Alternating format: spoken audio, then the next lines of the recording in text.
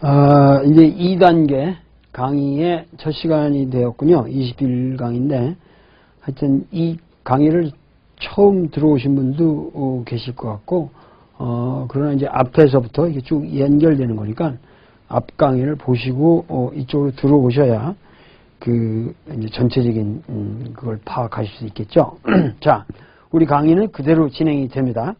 그래서, 지난 시간에 2장 16절까지 공부를 했어요. 그래서 17절도 조금 했었는데 지난주는 16절까지 충분히 설명이 된 것 같고 이제 17절부터 설명을 해야 할 텐데 전번에 하여튼 중요한 포인트는 지난 시간에 공관복음서에서는 예수가 성전을 감히 그 당시 가장 유대민족의 모든 상징이었고 유대민족, 그러니까 유대이즘, 우리가 유대인의 종교라고 말할 적에 유대이즘. 자꾸만 우리가 구약 그 얘기를 하면은 기독교인들이 착각을 하는데 유대이즘이라는 거 이거는 그냥 유대교예요, 유대교. 유대교하고 크리스티애니티 이건 전혀 다른 거예요, 크리스티애니티. 근데 많은 사람들은 유대교하고 기독교도 혼동한단 말이에요. 그러니까 유대교는 이거는 유대 사람들의 민족 종교로서 굉장히 토착적 신앙입니다. 그러니까 이거는 유대 성황당교 이렇게 생각하시면 돼요. 성황당교. 그러니까 유대이즘만 그렇게 외지 말고 유대교 그렇게 말하죠. 유대 성황당교 이렇게만 기억하시면 되는 거예요.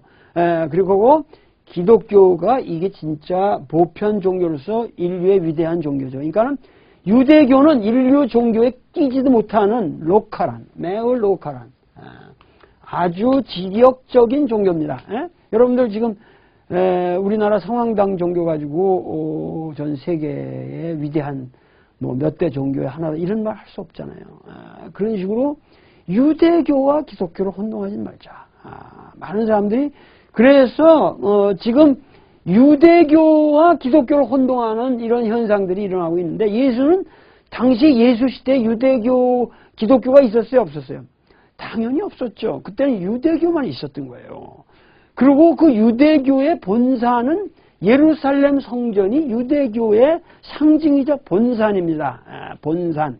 그래서 유대교의 본산이 예루살렘 성전이라는 거예요. 그러니까 여러분들은 예루살렘 성전을 믿으면 안 돼요. 그러면서 여러분들은 자꾸 예루살렘 성전을 가지고 기독교의 심볼로 생각을 하는데 예루살렘 성전 가서 여러분들 울고 이러면 안 돼요. 그 유대놈들이 성황당 가서 우는 거지 왜 당신들이 거기 가서 웨일링월에 가서 울어?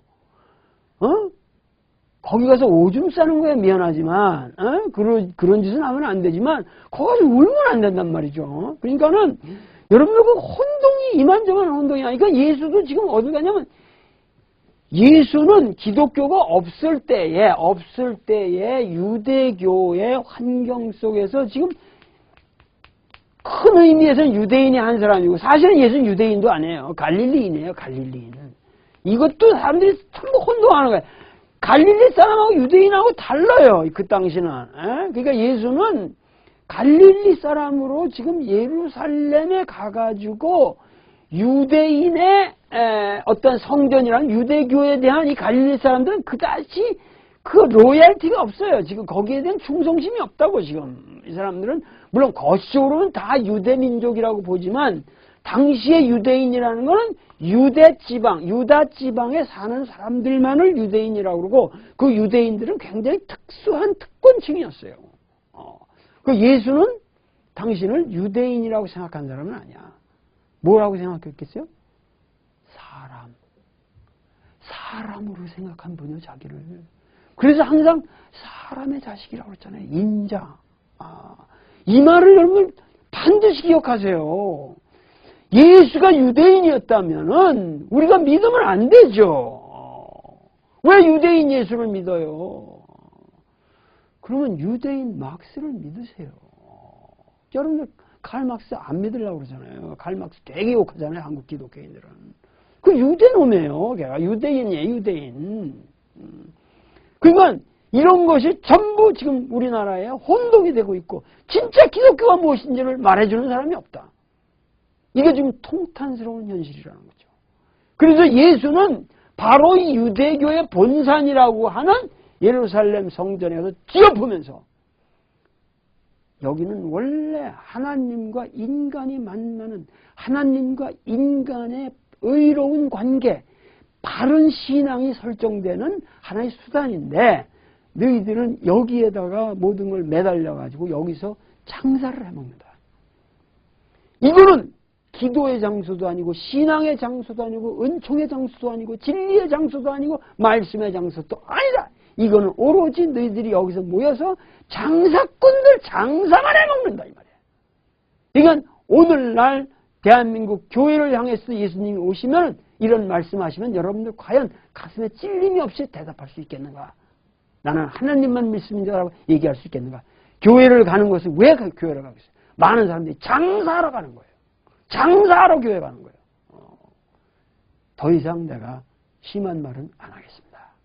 훌륭한 목사님 많고 훌륭한 교회가 많습니다. 바로 믿으세요. 바로 믿으세요. 그것만을 우리가 예수의 성전 정화로부터 우리가 배워야 됩니다. 그 다음에 이제 17절에 His disciples remembered.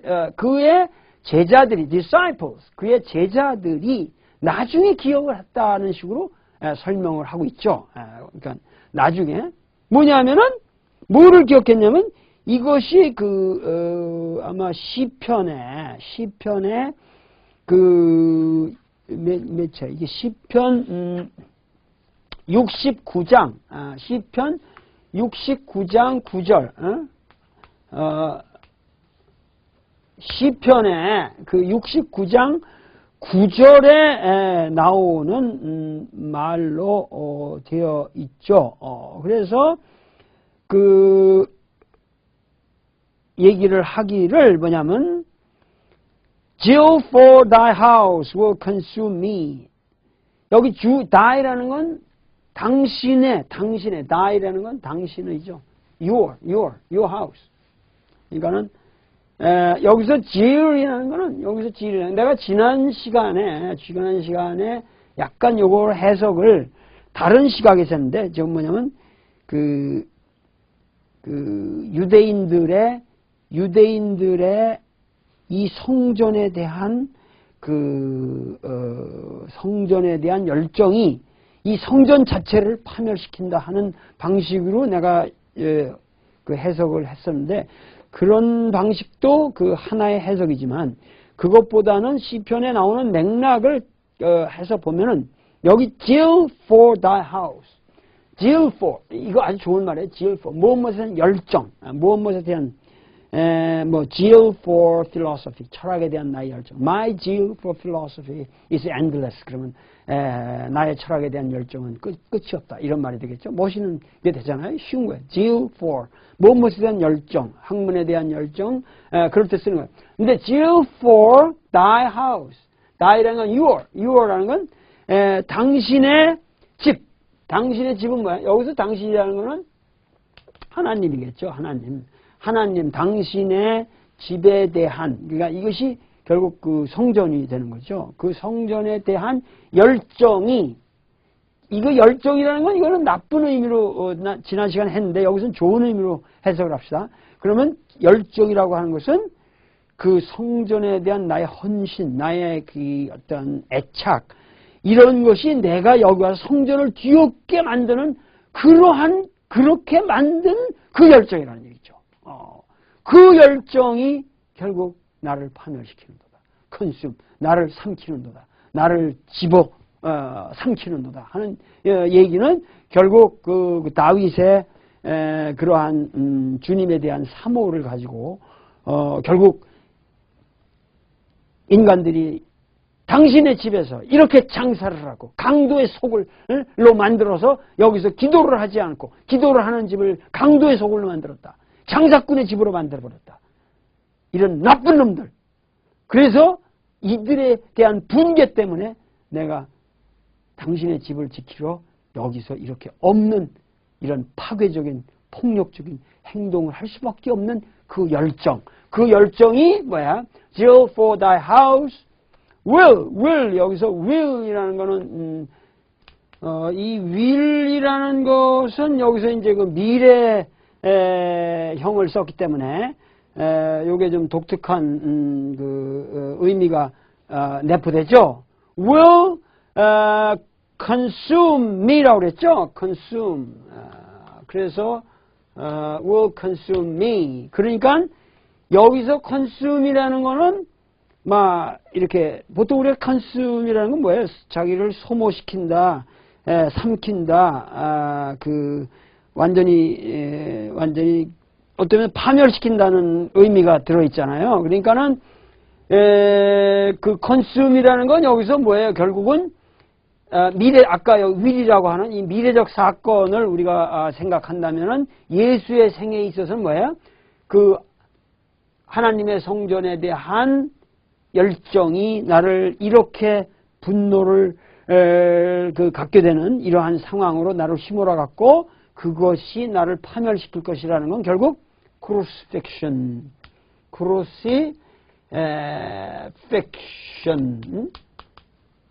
이 십자가에 못 박히심이라고 하는 이 사건을 지금 암시하고 있는 거죠. 그래서 예수는 결국 이 crucifixion, 하나의 이 성전에 대한 그의 열정 때문에 결국 십자가에 못 박히고 말게 되리라는 예언으로서 제자들이 나중에 기억을 해냈다 그런 얘기죠. 그래서 그 예수의 어떤 의미에서 이제 그 성전 정화라는 사건이 요한복음에서 이렇게 처리가 된 거예요.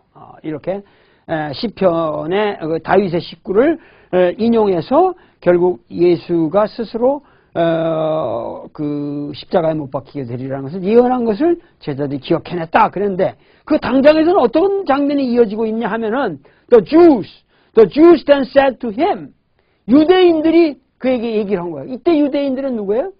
벌써 예수하고 대적적으로 설정이 되어 있죠. 벌써 예수는 유대인이 아니라는 얘기야. 그러니까 유대인으로 지금 그 설정이 되어 있지 않다는 얘기야. 마치 유대인이 아닌 것처럼 유대인들이 이 사람한테 닫고치는 거야. 하면서 뭐냐면 what sign? 여기 what sign? what sign? 어떠한 what sign do you have? have you라고 그랬죠? What sign have you? 너는 어떠한 사인을 가지고 있느냐? 여기서 what sign, 어떠한 사인을 너는 가지고 있느냐? 이건 삼형식이에요. 이게 목적이 됐죠. 근데 이 사인을 이제 그 수식하는 게 뭐냐면 to show, 우리에게 보여줄 for doing this. 이렇게 성전을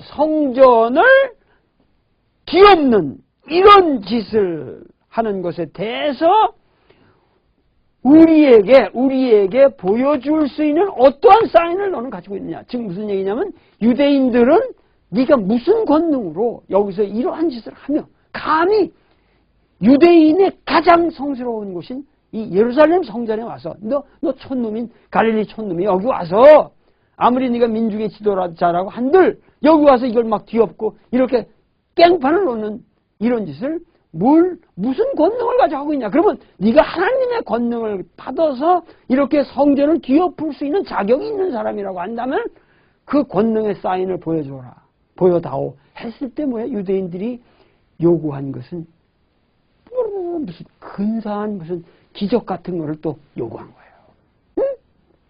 어떠한 기적이 나타나면은 이제 우리가 믿어주겠다.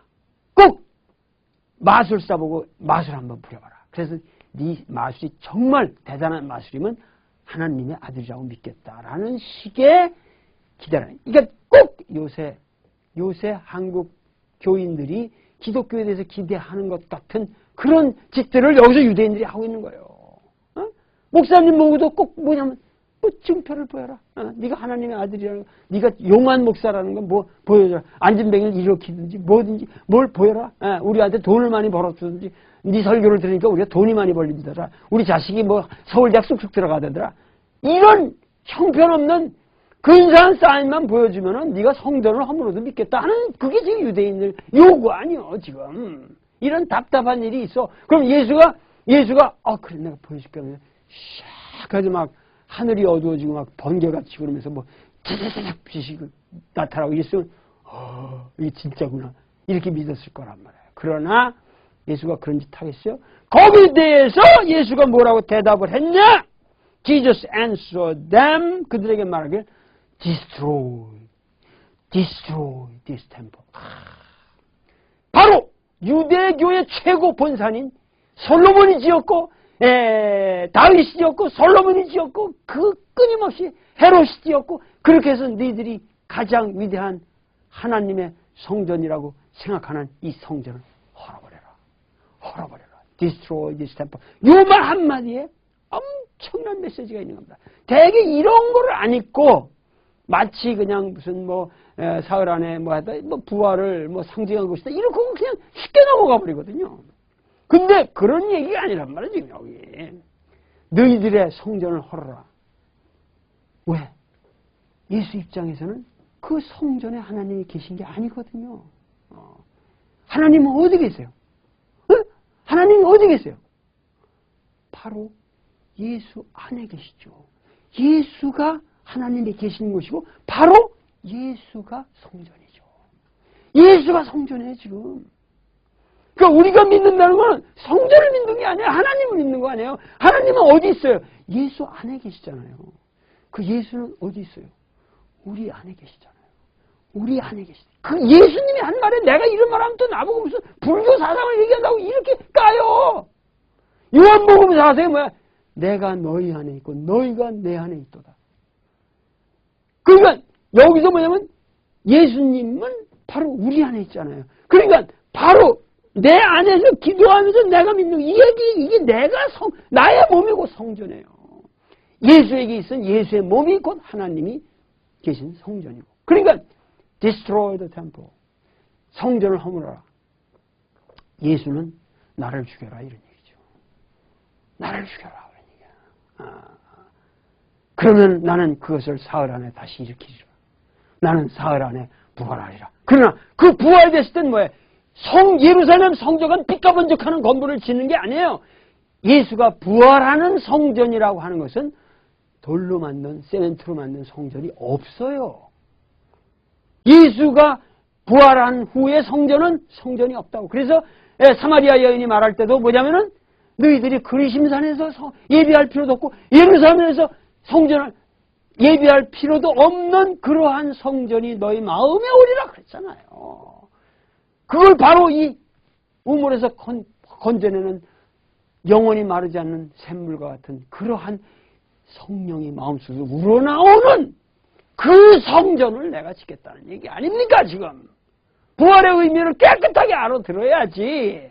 이런 답답한 사람들이 있나? 그러고 앉아서 그냥 세면 건물만 짓고 그 돌멩이 발라가지고 그 건물을 지면 뭐 하잖아요. 우리나라 쑥돌이 얼마나 귀한데 그렇게 돌을 갖다가 그냥 그 거지 같은 세면으로 지어놓고 거기다 덧붙여요 그래. 여러분들 분명히 아셔야 되는 게 음식점 해가지고 장사가 잘 돼가지고 바글바글 사람들이 모여든다고 해서 크게 집 지어놔가지고 망하지 않은 음식점 한번 대봐요. 응? 음식점 장사 잘 된다고 건물 크게 지어놓으면 다 망한다고. 다 망해. 교회가 조그말 때 바글바글. 올 때는 그 다락방 교회에 성령이 임하는 거지. 그걸 그렇게 무지막지하게 건물들을 지어놓으면 앞으로 인구도 줄고. 지금 인구가 줄어서 대학이 도산하고 있습니다. 교회는 도산 안 할 것 같아요? 그럼 지금 인구가 줄어잖아요. 그리고 과거에는 기독교가 이렇게 우리 사회에서 팽창할 수 있었던 중요한 이유는 뭐예요? 바로 일본 놈들한테 핍박을 받고 우리가 식민지 상태에 있으면서 거기에 대해서 우리가 그 압박에서 팔레스타인이 그때 로마의 학정에서 신음하듯이 그런 상황에서 간구하는 마음이 있었기 때문에 기독교로 갔던 거라고. 그 여파로 계속 해방 후에도 그런 어떠한 요단강 건너가 만나니 그래서 울면서 기독교 가서 찬송가를 부르면서 기독교를 믿었던 건데 요새 젊은 애들은 그런 가치관이 없단 말이에요. 그러면 교회가 장사가 되겠어요? 교회 안 옵니다 이제는. 그렇게 해가지고는. 그러니까 이런 것이 내가 답답한 거란 말이죠. 우리가 한국의 기독교를 살리자는 거예요. 나는 죽이자는 게 아니고. 그걸 건물을 짓고 크게 지으면 지을수록 기독교는 망한단 말이에요. 예수도 성전을 하려고 그랬는데 왜 그 얘기를 못 듣습니까? 그리고 나보고 이단이라고 그래? 이런 답답한 일이 있을 수 있냐고 말이야. 나는 1967년 500명을 놓고 내가 벌써 10대에 당당하게 교회 대예배에서 설교를 했던 사람이에요, 내가. 그러니까 그 뒤로부터 내가 애착이 있잖아요. 그런데 한국 교회는 지금 가도 크게 잘못 가고 있습니다. 성전 건축 교회로서 이런 성전 건축 기독교가 됐단 말이에요. 이건 장사꾼 기독교죠. 우리 마음의 성령을 일으키자. 이게 예수의 지금 예수의 운동이냐. 예루살렘 성전을 헐어버리자. 이것은 지금 요한복음의 저자가 AD 100년경에는 이미 예루살렘 성전이 사실은 멸망한 후의 사건이기 때문에 성전을 헐라고 하는 이것을 유대인들 니들이 믿는 종교는 끝났다는 상징성이 여기 내포되어 있는 거예요. 이미 끝났지 않냐? 예루살렘 성전도 멸망했고 우리 민족은 흩어졌지 않냐? 지금 우리가 뭘 가지고 정신을 차려야 되느냐 이제? 이제는 정말 우리가 성령으로 다시 태어나야 되지 않냐? 돌건물 짓고 거기서 예배하려고 그런 성전 다시 지으려면 이건 안 된다 그거야. 예수의 죽음과 부활의 의미를 다시 한번 생각하자. 예수는 사흘 안에 다시 일으킨다. 그것은 돌멩이 건물을 일으킨다는 게 아니었죠. 그런데 유대인들은 여기서 오해를 한 거예요. 자, 이 유대인들이 말하기를 야, 인마, it has taken 46 years to build this temple. 46 years. 46년이 걸렸다. 46년이 지금. 46 years.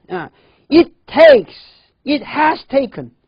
현재 완료형이죠. It has taken 46 years to build this temple. 이 건물을 짓기 위해서, 이 성전을 짓기 위해서 헤롯이 건물을 짓기 시작한 것부터 46년이 지났다는 이 46이라는 숫자 때문에 지금 성소의 연도가 정확해집니다. 이것이 굉장히 중요한 정보예요. 요한이 바로 이 말을 했기 때문에 우리가 지금 성소의 연도를 지금 만듭니다. 그래서 이 46년 헤롯이 성전을 건축하기 시작한 그것은 연도가 정확하게 역사적으로 기록되어 있기 때문에 그 연도의 기준을 해서 지금 예수의 사건을 전부 연대화하고 있습니다. 그래서 이 46이라는 숫자가 중요하다는 거 아시고, 그러면은 그런데 네가 사흘 안에 다시 일으키겠다고. 우리 46년을 지어도 그때 사실 다 못 지었거든요. 그래서 성전 건축 중이었어요. 건축 중이었거든요.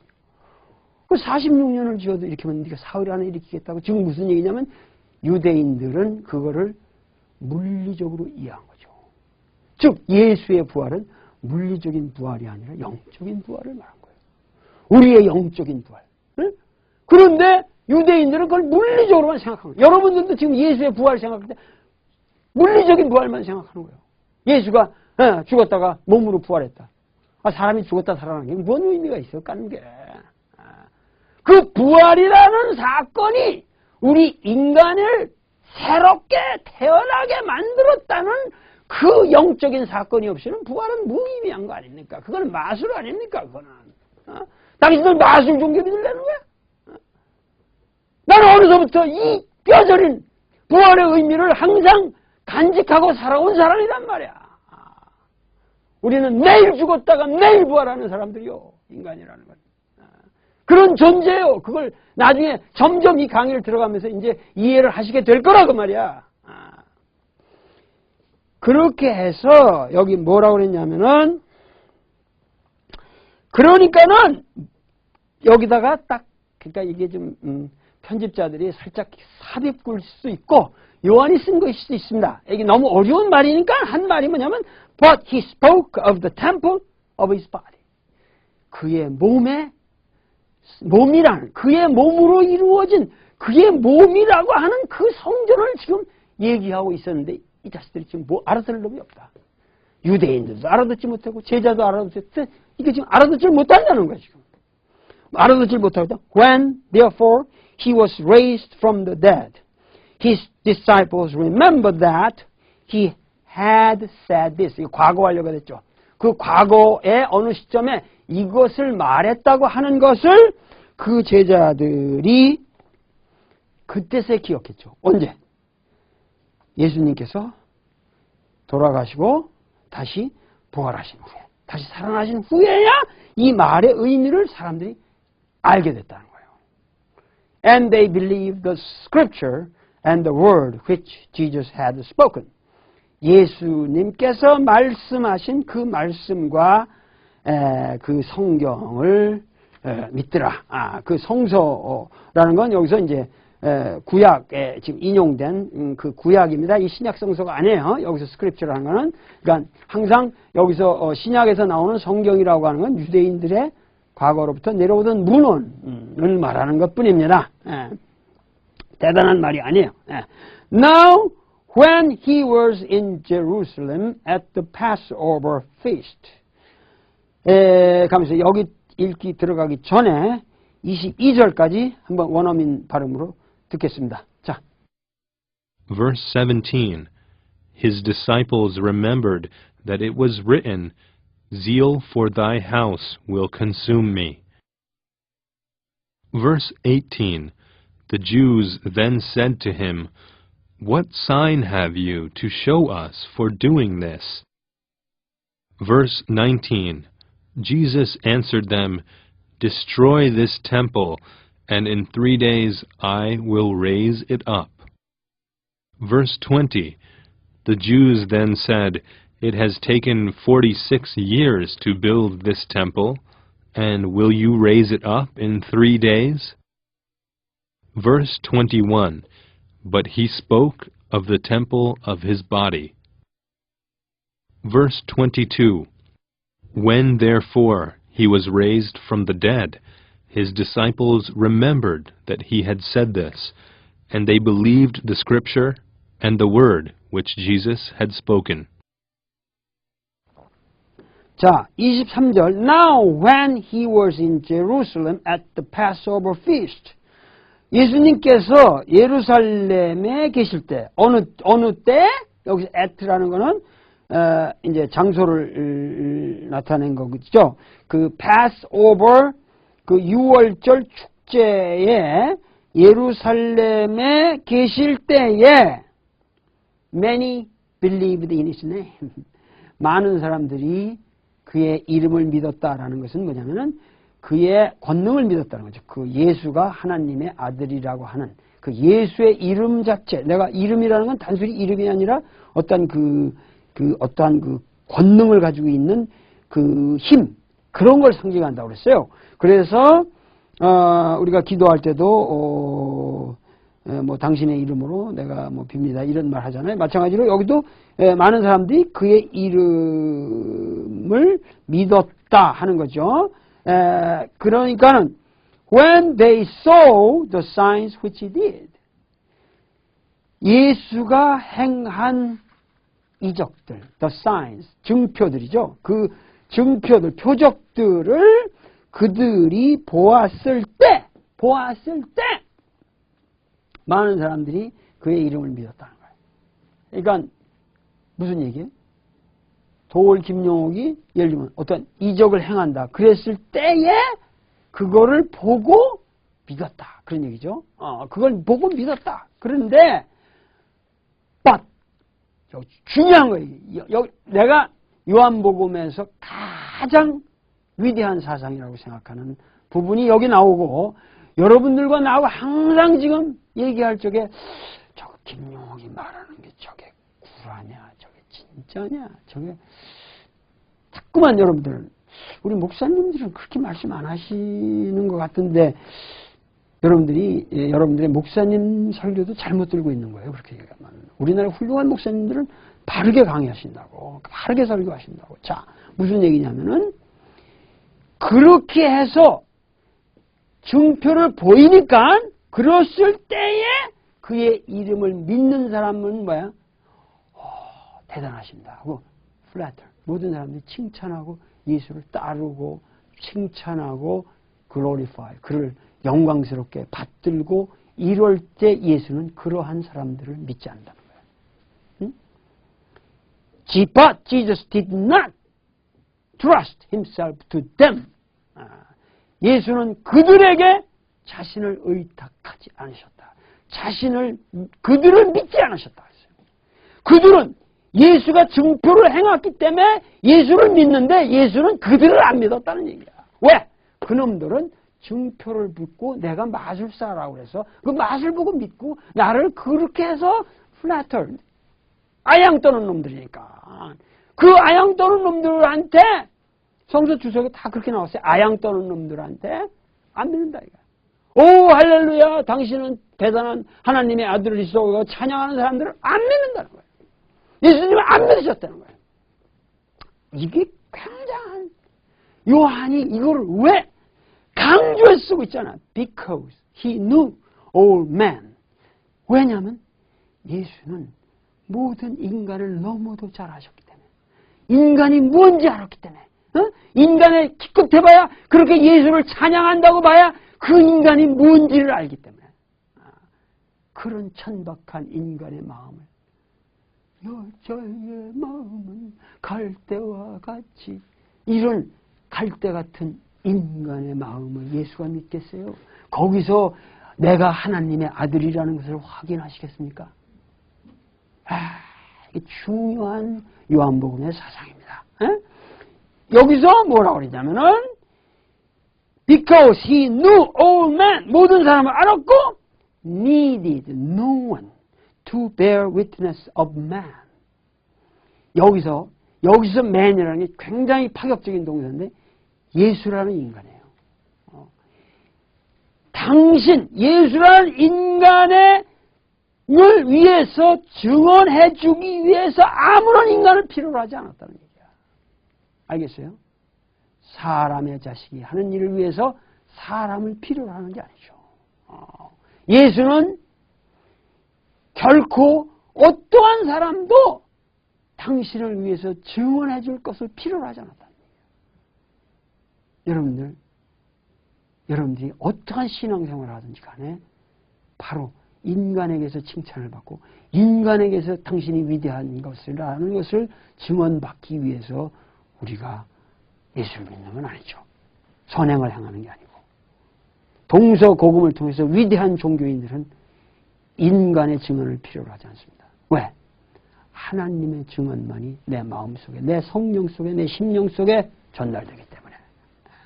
그래서 예수는 뭐냐면 결코 당신의 위대한 하나님의 이 갈릴리 지평에서 이 지상에서의 사역을 위해서 인간의 증언을 필요로 하지 않았다. 왜냐하면 인간을 아무도 잘 알았기 때문에 그 연약한 인간들의 마음의 영역에 같이 그 영역에 같이 휘둘리는 예수 당신이 되고 싶지 않았다는 얘기요. 요한복음이 그리고 있는 예수의 모습 얼마나 아름답습니까? For 왜냐하면 because가 되죠. He himself knew. himself 인간적인 그 자신이 너무도 잘 알았다. What was in man? 인간 속에 무엇이 들어있는지 인간의 마음 속에 무엇이 들어있는지 너무도 잘 알았다. 똥밖에 안 들어있죠. 당신 뱃속에 똥밖에 더 있어. 그거 뻔히 보고 있는 사람이 그거 믿고 당신이 칭찬해 준다고 내가 하나님의 아들이라고 착각해? 예수가 그런 사람이 아니라는 거예요.